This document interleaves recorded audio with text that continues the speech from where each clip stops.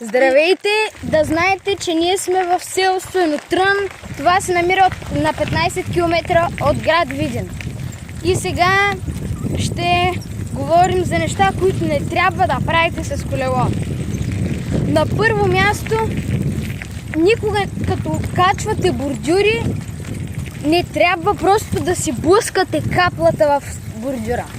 Трябва да скочите с предната гума, за да го скочите по някакъв начин, за да не ви се удря предната капла, и трябва да натиснете задната спирачка, за да забавите.